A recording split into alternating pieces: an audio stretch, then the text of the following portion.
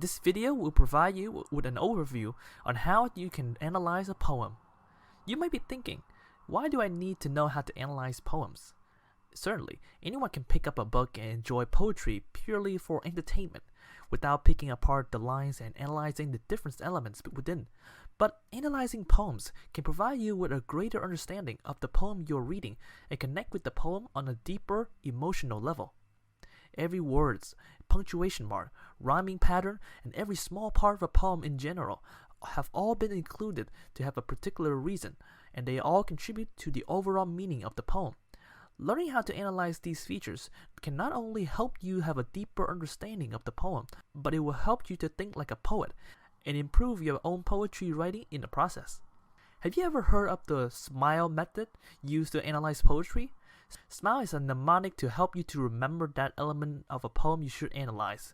Each letter stands for a certain aspect of the poems, and they are as follow.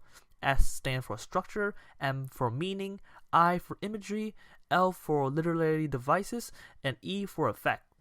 This SMILE technique for poem analysts helps you to structure your poetry analysis efficiently, and it welcomes your subjective interpretation of the poem that you read. Now it's time to learn how you can put this method into practice. Step 1. Your first step is to read through the poem. Allow yourself to take in the word written on the page and enjoy the poem before conducting a thorough analysis. Step 2. Your next step involves taking the first letter of the SMILE method, S, stand for structure, and beginning to identify the structure of the poem.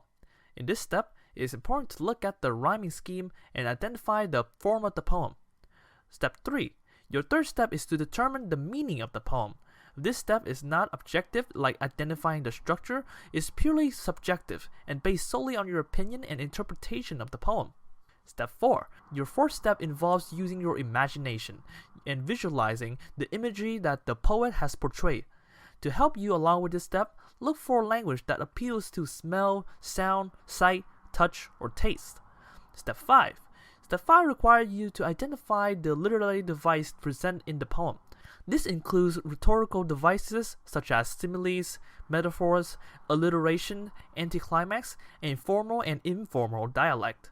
Step 6. The final step, effect, is once again entirely subjective. You have to ask yourself, what effect did this poem have on me? It's important to do the previous step before this one, as the imagery, structure, literary devices, and mood will all contribute differently to the effect that the poem had on you and your emotion. Now that you have learned how to analyze a poem using the SMILE method, it's time to put that into practice. Let's analyze a poem and see what you come up with.